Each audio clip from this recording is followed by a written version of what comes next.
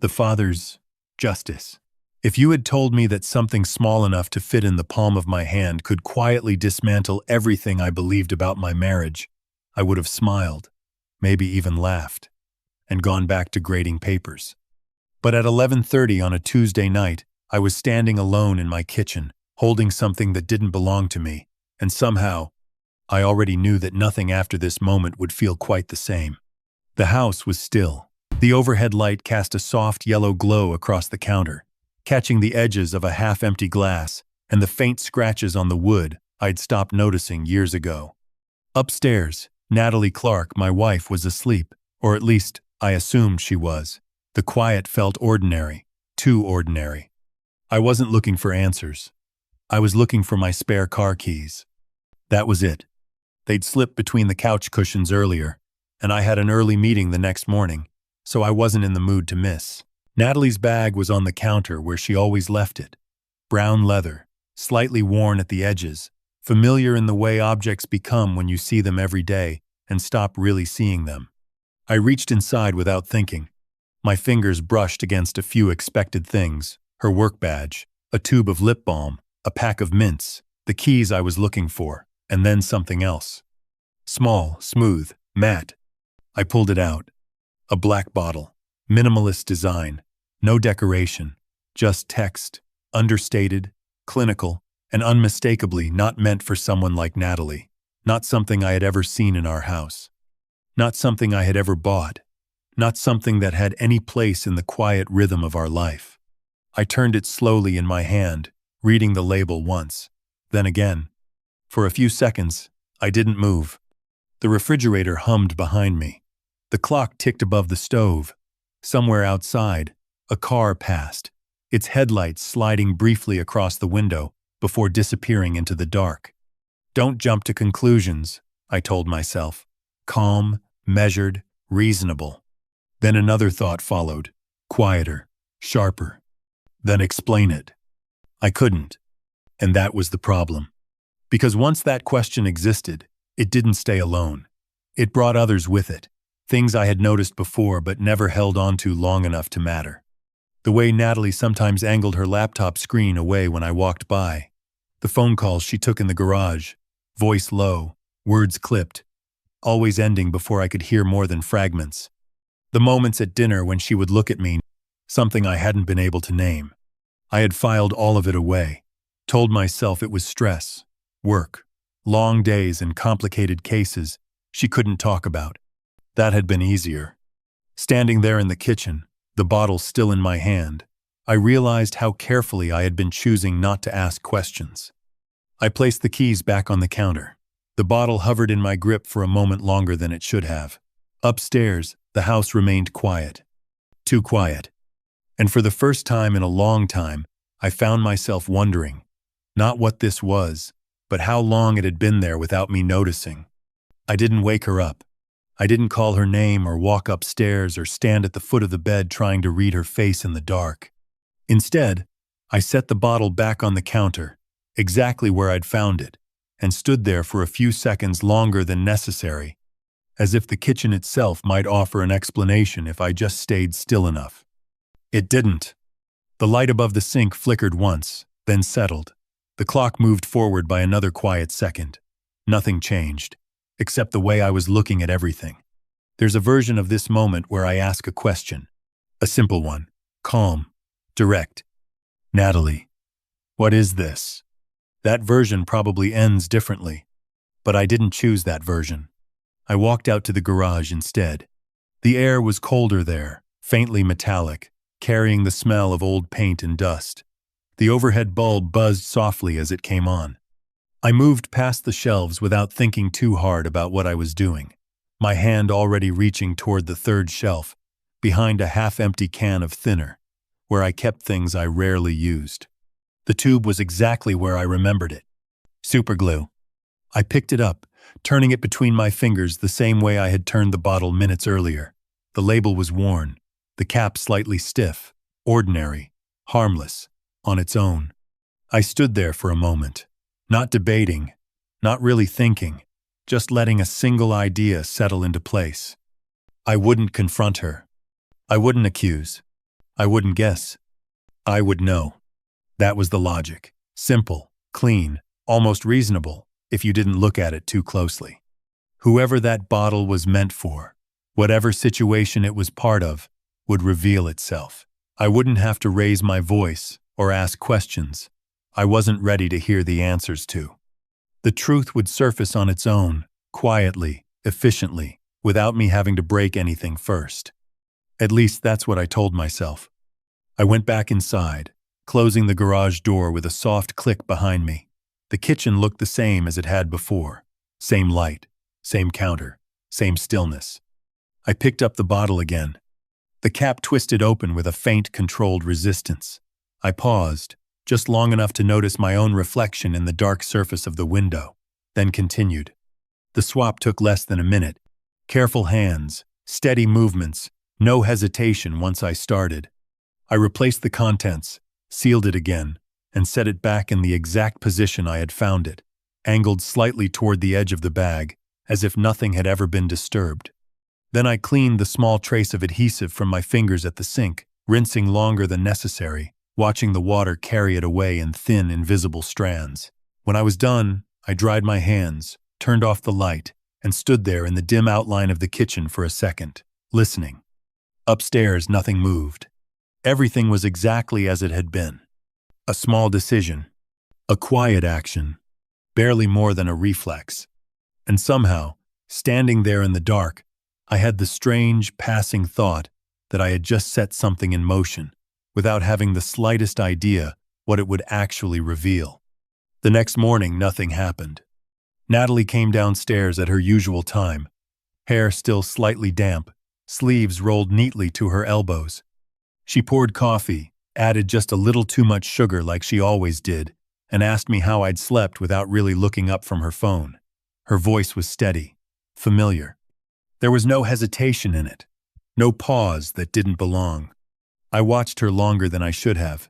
She moved through the kitchen like she always did, efficient, unhurried, completely at ease in a space we had shared for years. At one point, she brushed past me to reach the cabinet above the sink, her shoulder lightly touching mine, a small, ordinary gesture. I didn't react. I was waiting for something, a sign, a shift, a moment where the surface would crack just enough to let something underneath show through. It didn't. That evening was the same. Dinner at the table, a quiet conversation about work, hers vague as usual, mine predictable. The television is on in the background. Her feet tucked beneath her on the couch as she leaned slightly into the corner, scrolling, occasionally smiling at something she didn't share. If there was anything different, it wasn't in her. It was in me. By the second day, the silence around it had started to feel heavier than the thing itself. I caught myself replaying the moment in the kitchen. The angle of the bottle, the weight of it in my hand, the certainty I had felt then compared to the uncertainty that had settled in now. Maybe I had overreacted. Maybe there was an explanation I hadn't considered. Something simple. Something I would have understood immediately if I had just asked. That thought lingered longer than I wanted it to. Late that afternoon, I was standing in the hallway outside my classroom when Lucas Grant appeared beside me, holding a stack of papers against his chest. He didn't say anything at first, just looked at me for a second longer than usual. Then he tilted his head slightly. "You look off," he said. I gave a short breath that might have passed for a laugh. "I'm fine." "No," he said, calm, certain. "You're not." I adjusted the papers in my hand, avoiding his eyes. "It's just been a long week." "It's Tuesday," he replied. I didn't have an answer for that. Lucas watched me for another moment, not pushing, not stepping back either. He had a way of noticing things without making a scene out of them, the kind of attention that made silence feel less like privacy and more like exposure. "Something's sitting wrong," he said finally. "You just haven't decided what it is yet." The bell rang before I could respond. Students moved past us in a blur of noise and movement, filling the hallway, breaking whatever space had formed between us. Lucas stepped aside, letting them pass, but his eyes stayed on me for a second longer before he turned away. I went back into my classroom, closed the door, and stood there for a moment with my hand still on the handle, listening to the muffled sound of voices outside. 2 days. And still, nothing. Which left me with a question I hadn't expected to ask. Not about Natalie, but about myself. What if there was never anything to find in the first place? It happened in the middle of the third period. I was halfway through a lecture, chalk in hand, tracing a timeline across the board while a room full of students pretended to follow along. The fluorescent lights above us hummed softly, the kind of steady background noise you stop hearing after a while. Everything felt contained, predictable. Then the intercom clicked. "Mr. Clark, could you come to the main office? There are some people here to see you." The room shifted immediately. A few heads turned. Someone near the back leaned forward, interested in a way that had nothing to do with history. I set the chalk down slowly, brushing the dust from my fingers. "Keep reading," I said. "I'll be back." I didn't rush. There didn't seem to be a reason to. The hallway was quieter than it should have been for that time of day. My footsteps echoed faintly against the tile as I walked toward the office, passing closed doors, bulletin boards, the same details I'd seen 1,000 times without noticing. Something about the stillness felt arranged. When I stepped inside, the air changed. 2 men stood near the far wall, dark suits, clean lines, not overdressed, but not from around here either. Diane Foster was off to the side, hands folded tightly in front of her, her usual composure replaced by something more careful, measured. One of the men stepped forward. "Benjamin Clark?" he asked. I nodded. He reached into his jacket and held out a badge just long enough for me to read it. "Henry Wallace, Federal Bureau of Investigation." I didn't say anything. "Please have a seat," he said. I remained standing for a second longer than necessary, then pulled out the chair and sat down. The other man closed the office door behind me with a soft, deliberate click. The sound seemed louder than it should have been. Henry Wallace placed a folder on the desk between us. He didn't open it right away. Instead, he studied me, not aggressively, not suspiciously, just long enough to make it clear that whatever came next wasn't optional. "Mr. Clark," he said, "I'm going to explain something to you, and I need you to listen carefully." I nodded once. He opened the folder. Inside were photographs, documentation, pages I didn't recognize but immediately understood weren't meant for me. "For the past 18 months, he continued, we've been running an active counterintelligence operation involving the transfer of classified material across state lines." I kept my eyes on the folder. The material was being moved using everyday commercial items, objects that wouldn't attract attention. In this case, he paused, tapping one of the photos lightly with his finger. "A personal lubricant container." The words landed slowly. There was a faint ringing in my ears. "The container was modified," he went on. "Inside was a microfilm capsule, along with a tracking mechanism. The exchange was scheduled, controlled, monitored in real time." I looked up at him. "And?" I asked. Henry Wallace closed the folder. "And that operation was compromised 48 hours ago." The room felt smaller. The courier identified a discrepancy in the container: weight, seal integrity. We're still reviewing the exact sequence. Within minutes, the contact disappeared. Within an hour, the entire network went dark. He let that settle before continuing. 2 years of work, gone. I stared at him. "You're telling me," I said carefully, "that I had something to do with that?" He held my gaze. "Yes." There was no emphasis, no accusation in his tone, just a statement, clean and final. I leaned back slightly in the chair, the edges of the room sharpening in a way that made everything feel overly precise. The lines of the desk, the angle of the light coming through the window, the quiet presence of the second agent near the door. "That doesn't make any sense," I said. "It does," Henry Wallace replied, "when you consider where the item was located." A pause. "In your home." Something shifted. Not in the room, but somewhere deeper, where understanding starts to form before you're ready for it. I didn't ask the question immediately. When I did, it came out steadier than I expected. "My wife," I said. "What does this have to do with Natalie?" For the first time, Henry Wallace hesitated. It was brief, controlled, but it was there. Then he answered. "Your wife," he said, "is an active federal operative. She has been for 9 years. The words didn't echo. They didn't land all at once. They settled, piece by piece, each one connecting to something I hadn't understood before. The late calls, the distance, the things she never explained. All of it, suddenly structured. She's not. I stopped, then started again. She doesn't work in compliance. No, he said. She never did. The office was silent. Diane Foster shifted slightly against the wall, her gaze fixed somewhere just past my shoulder. The second agent remained still, watching without interrupting. I looked back at Henry Wallace. And you're saying that what I did with that bottle, he didn't let me finish, disrupted a federal operation at a critical point of contact, he said. Yes, I nodded slowly. Not in agreement. Not in acceptance. Just because there wasn't anything else to do. For a moment, no one spoke. Then a single thought pushed through everything else, quiet, but impossible to ignore. If she's an operative, I said, then what exactly has she been doing all this time? May. They took me to a federal building on the edge of the city, a place that looked intentionally ordinary from the outside. Concrete, tinted windows, no signage that explained anything. Inside, everything was quieter than it should have been. Footsteps softened by carpet, voices kept low, doors closing with controlled precision. Henry Wallace didn't say much on the way in. He moved through the corridors like someone who knew exactly how long each turn should take.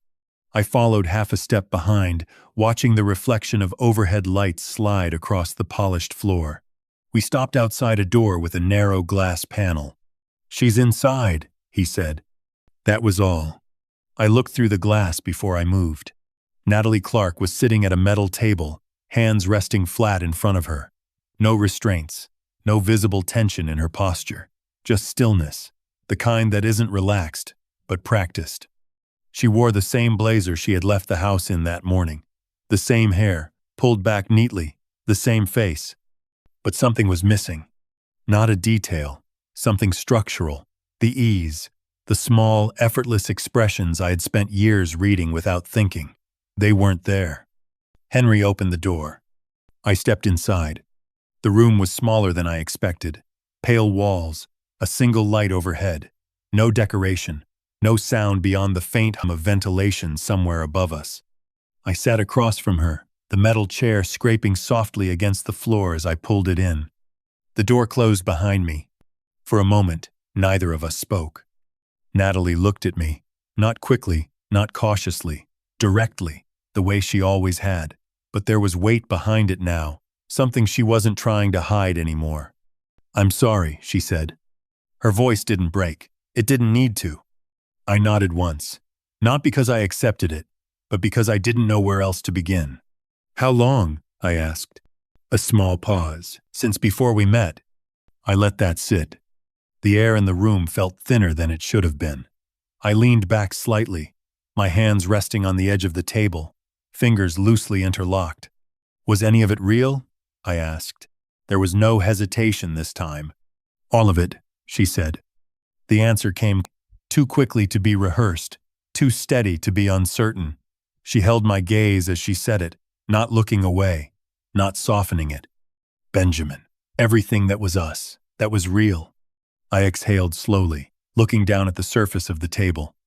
A faint scratch ran across the metal, catching the light at a shallow angle. I followed it with my eyes for a second before looking back up. You lied to me, I said. Her expression didn't change. Yes. Every day. About my work, she replied.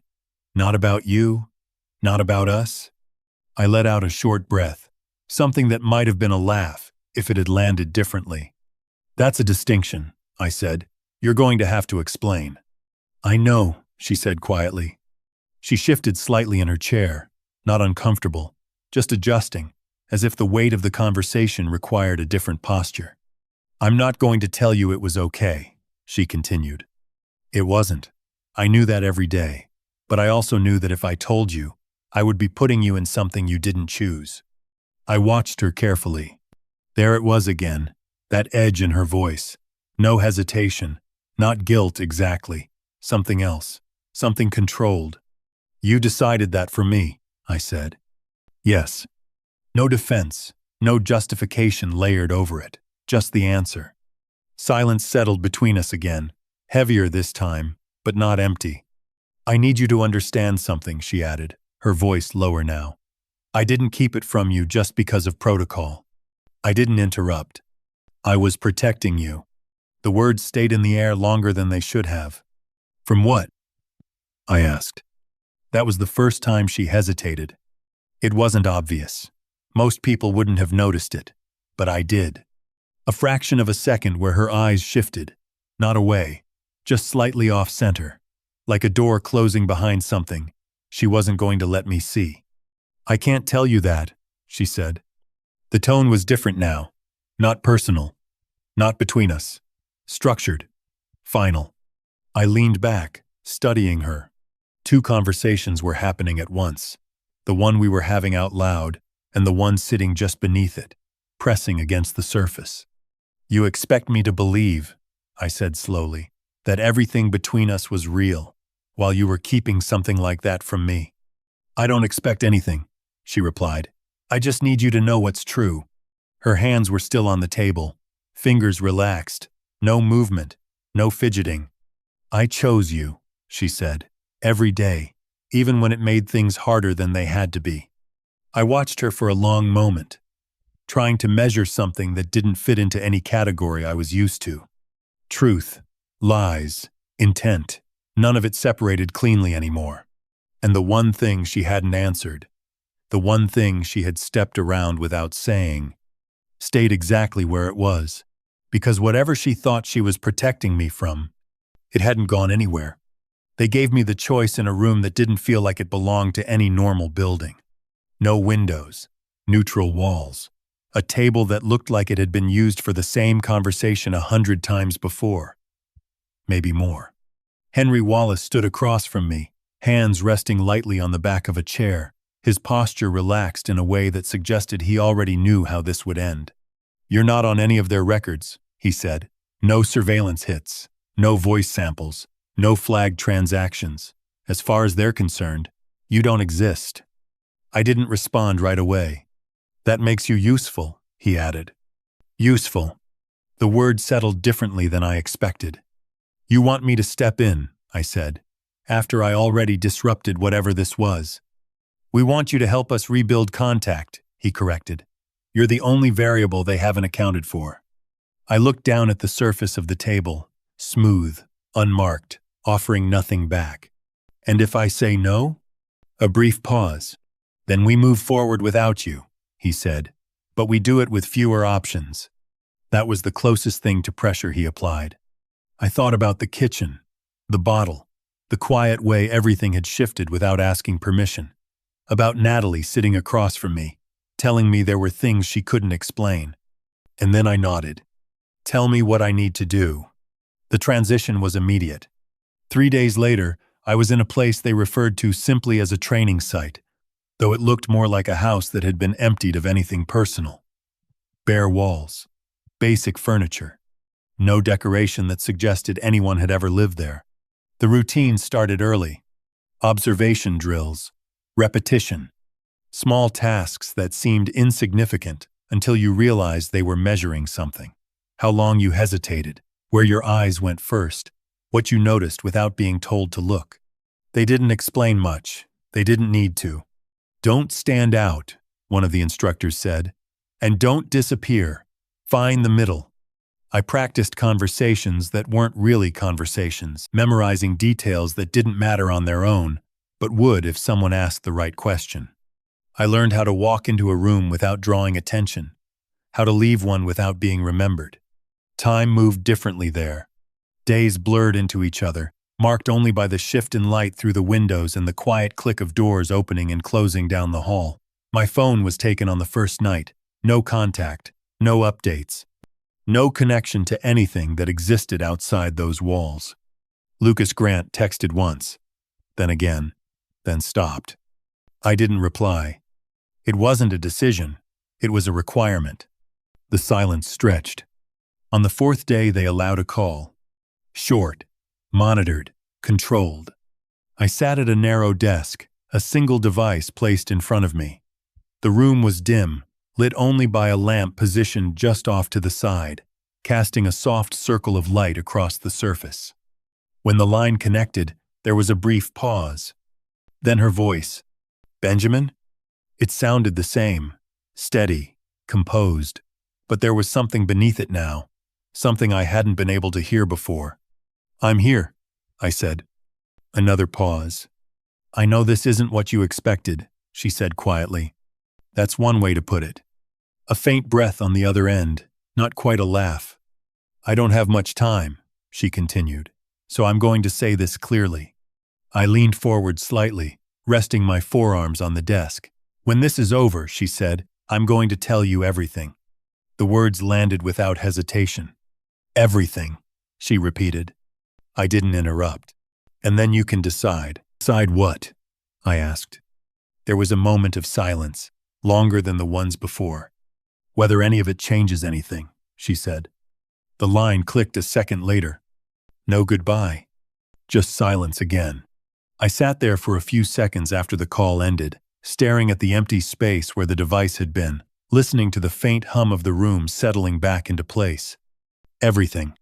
She had said it like it was a promise or a warning, and for the first time since this started, I realized I wasn't just stepping into something unknown. I was stepping towards something she had been holding back from me all along. They brought me back to the field office without much explanation. It was late, the kind of late where the building feels different, quieter in a way that doesn't belong to sleep. Most of the lights were dimmed. Offices stood open and empty, chairs pushed back at angles that suggested people had left quickly, or not at all. Chloe Nguyen was already in the room when I walked in. She stood near the far side of the table, a folder in her hands, her posture straight but not rigid. The overhead light cast a clean, narrow beam across the surface in front of her, leaving the corners of the room in shadow. She didn't speak right away, just watched me for a second, measuring something. "Mr. Clark," she said finally, her voice calm, precise. "Please sit." I pulled the chair out and lowered myself into it. The metal legs made a faint sound against the floor, too loud in the silence. Chloe placed the folder down between us. "I need to ask you a question," she said. "About your father." The word landed unexpectedly. "My father died," I said. "Car accident, when I was 12. She nodded slightly. "Yes," she replied. "That's the official record." Something in the way she said it made the air feel tighter. She opened the folder. Inside were documents, older than the ones I had seen before. Photographs, reports, pages marked with dates that didn't align with anything I remembered. She turned one of them toward me, her fingers resting lightly at the edge. "Before you became a teacher," she continued, "you worked as a government archivist. 14 months. I nodded once. "That's right. During that time," she said, "you had access to a restricted set of defense documents. Those documents went missing approximately 6 weeks after your position ended." I didn't respond. The information was factual, clean, delivered without emphasis, but it didn't feel like something new. It felt like something was being uncovered. Chloe watched me closely. "For the past 11 years, she said, "the network we've been tracking has operated under the belief that you were connected to those documents, either directly or through proximity." A pause. "That belief is the reason this entire operation exists." I leaned back slightly, the chair shifting under my weight. "That doesn't make sense," I said. "I didn't take anything." "We know that," she replied. Another pause. "At least, we believe we do." The distinction stayed between us. Chloe reached into the folder again and pulled out a photograph. She turned it slowly, aligning it with the edge of the table before sliding it toward me. I looked down. It took a second, maybe longer. The man in the photo was older than I remembered, more gray in his hair, sharper in the lines of his face, but the structure was the same. The eyes, the way he held himself, still, controlled, as if movement was always a choice, never a reaction. I didn't realize I had stopped breathing until I let it out. "That's not possible," I said. Chloe didn't respond immediately. "His name," she said carefully. is Edward Langford. The room felt smaller. He's been operating under the alias Glue, the central figure in the network we've been tracking. I kept my eyes on the photograph. The details didn't shift. The image didn't blur or distort. It stayed exactly what it was, and that was the problem. "My father is dead," I said again, quieter this time. "No," she said. "He disappeared." The correction was subtle, but it changed everything. "He staged the accident," she continued. "Disengaged from official records. Built an independent network over the next 2 decades. Carefully, methodically, sciencey. Her voice remained even, almost detached. "And for 26 years, she added, he's been using your name as part of that structure, as cover, as distance." I looked up at her. "Using me?" I asked. "Without your knowledge," she said. "But effectively, yes." The silence stretched. Then another piece fell into place, not from her, but from everything else that had already been said. "Natalie," I said. Chloe's expression didn't change. "She was assigned to you," she confirmed. The words were direct. Her initial objective was to determine whether you had access to those documents or knew where they were. I leaned back further in the chair, the metal frame pressing lightly against my shoulders. "And?" I asked. Chloe paused, just long enough for the answer to matter. "She never filed a report confirming either," she said. A small shift in her tone. "She altered her findings, reclassified key elements, maintained that you were not involved." "For 6 years?" I asked. "Yes." The number sat there, heavier than anything else she had said. "She's been protecting you," Chloe continued, "from the network, and from us." I looked back down at the photograph. Edward Langford. My father. Not gone, not lost, not a memory that had settled into the past. Active. Present. At the center of something I had just stepped into without understanding the shape of it. "And the documents?" I asked. Chloe closed the folder slowly. "We believe he still has them," she said, "and that he's been waiting for a reason to surface again." The room was completely still. Every piece of the past I thought I understood had shifted, quietly, completely, into something else. And the one question that remained, the one that hadn't been answered yet, was why, after all this time, he would choose now. The parking structure was nearly empty. Concrete pillars stretched upward in uniform rows, their surfaces darkened by old water stains. A single overhead light flickered somewhere behind me, casting uneven shadows across the ground. The air carried the faint smell of exhaust and rain, though it hadn't rained in hours. I stood on level 3, exactly where they had told me to be. Hands at my sides, no sudden movement, no visible tension. A wire rested beneath my jacket, small, almost weightless, but impossible to forget once you knew it was there. Somewhere above and below me, teams were in position. I didn't look for them. I wasn't supposed to. I checked my watch. 11:45. Right on time. Footsteps echoed from the far end of the structure. Slow, measured, no attempt to hide them. I turned slightly, not fully, just enough to see him approach. Edward Langford.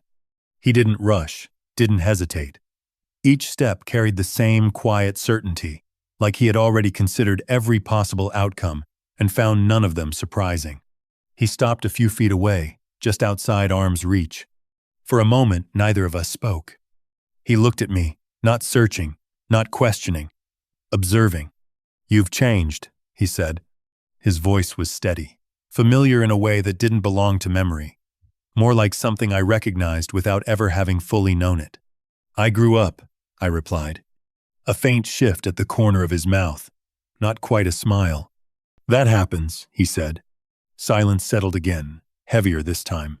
The structure creaked somewhere above us. A car passed on the street outside, its headlights briefly cutting across the opening before disappearing. The light moved across his face for a second, revealing nothing I couldn't already see. "I didn't expect you to come yourself," I said. "I didn't expect you to be here at all," he answered. His eyes moved over me. taking in details without lingering on any of them.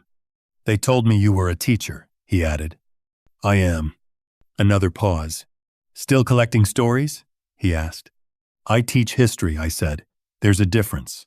He tilted his head slightly. Not as much as you think. The words were quiet, almost casual, but they stayed between us longer than they should have. I reached into my jacket slowly, deliberately, and pulled out the envelope they had given me, held it where he could see it, but didn't step forward. It's over, I said. He didn't move. The documents, I continued, the storage unit, everything. For the first time, something shifted. Not fear, no surprise. Recognition. She told you, he said. I didn't answer that. You've been using my name, I said instead. Building everything around it, letting people believe I was part of this. He considered that for a moment. It was efficient, he replied. The simplicity of it, the lack of apology, landed harder than anything else he could have said. I wasn't part of it, I said. I know, he answered. That stopped me. You know? I repeated. Yes. A pause. You were never meant to be. The words settled into place, clean, controlled, as if they had been decided long ago. Then why keep it going? I asked. He looked past me for a second, not at anything specific, just into the space. Because it worked, he said. I exhaled slowly.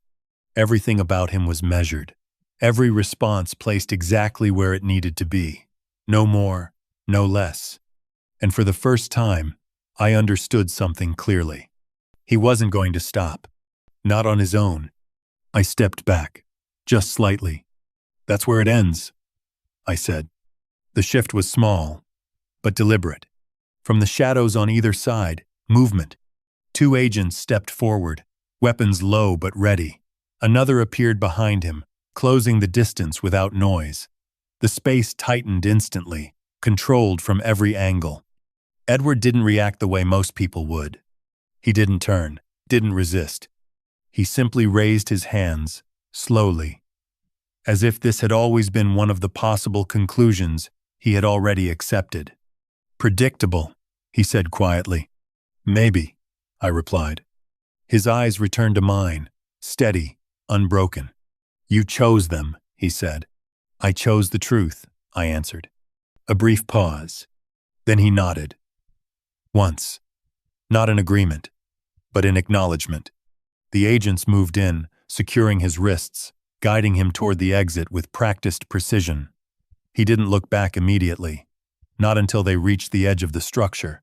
Then, just before he stepped out of the light, he turned his head slightly, and for a fraction of a second, something in his expression shifted. Not enough to define, but enough to leave a question I couldn't ignore. The paperwork took longer than I expected. Statements, signatures, rooms that all looked the same. Neutral walls, controlled lighting, people speaking in measured tones as if volume alone could change the weight of what had happened. By the end of it, everything was documented, clarified, filed. I was cleared. No involvement, no prior knowledge, no connection beyond proximity that had been misinterpreted for years. They said it formally, the way institutions do when they correct something they can't fully undo. I nodded when they finished, not because it meant much in that moment, but because there wasn't anything else to do with it. Outside, the air felt different. Cleaner, or maybe just unfamiliar, after too many hours inside controlled spaces. I stood there for a second longer than necessary, letting the quiet settle before I moved. Natalie left 2 weeks later. No announcement, no ceremony, just a decision made and carried out the same way she had handled everything else, quietly, precisely, without drawing attention. When she came back to the house, it was late afternoon. The light through the kitchen window had that soft, angled quality it only gets at the end of the day, stretching across the counter, catching the edge of the same worn surface I had stood at not long ago. She placed her bag down in its usual spot. The sound was familiar. For a moment, neither of us said anything. I was already there, sitting at the table, a mug in front of me, untouched. She moved around the space with small, deliberate motions. setting the kettle on, reaching for the cabinet, measuring tea without needing to look. Everything about it was the same. Except it wasn't. She sat across from me once the water settled, both hands wrapped loosely around her cup, the steam rising between us in thin, steady lines. "I meant what I said," she began.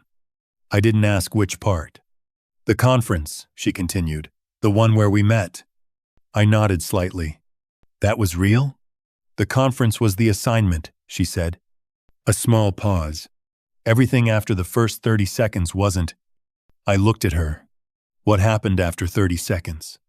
She held my gaze, and for the first time since all of this began, something shifted in her expression. Not guarded, not controlled, something closer to what I remembered.